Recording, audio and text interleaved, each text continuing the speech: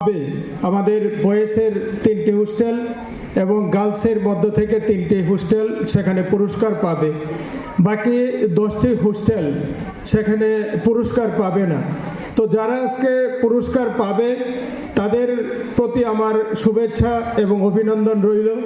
যারা পুরস্কার পায়নি তাদের জন্য শুভেচ্ছা এবং অভিনন্দন রইল।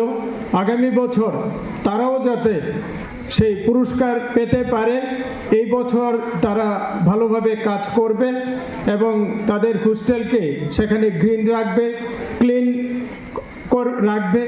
তো আমরা চাইছি আগামী বছর যখন আমরা পুরস্কার দেব তখন হোস্টেলগুলির মধ্যে যাতে এত কম্পিটিশান হয় যে সেটা বাছাই করতে যাতে আমাদের ডিপার্টমেন্টের যাতে অনেক অসুবিধায় পড়তে হয় যে কাকে বাদ দিয়ে কাকে দেওয়া হবে, এমন পর্যায়ে যাতে আমরা যেতে পারি। যারা হোস্টেলের আধিকারিক আছেন, যারা ছাত্রছাত্রী আছেন, প্রত্যেকে সে তার হোস্টেলগুলি সেটার মধ্যে সবুজায়ন এবং পরিষ্কার পরিচ্ছন্ন রাখার জন্য যাতে কাজ করে, সেদিকে সবাইকে সেখানে অনুপ্রাণিত করতে হবে।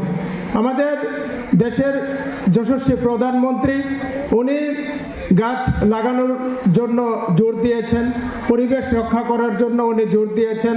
প্রতিনিয়ত আমাদিগকে তিনি অনুপ্রাণিত করেন গাছ লাগানোর জন্য, জল সংরক্ষণ করার জন্য, আমাদের পরিবেশকে যাতে সবুজ থাকে, আমাদের পরিবেশ যাতে সুন্দর থাকে তার জন্য। আমাদের রাজ্যের মাননীয় মুখ্যমন্ত্রী প্রফেসর ডক্টর মানিক সাহ উনিও প্রতিনিয়ত আমাদের পরিচ্ছন্নতার উপর জোর দেন, গাছ লাগানোর প্রতি উনি জোর দেন, জল সংরক্ষণের জন্য উনি বলেন।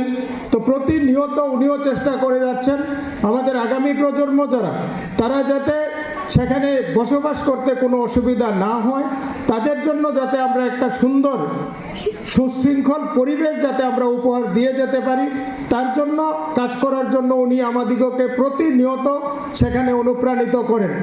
তো আমি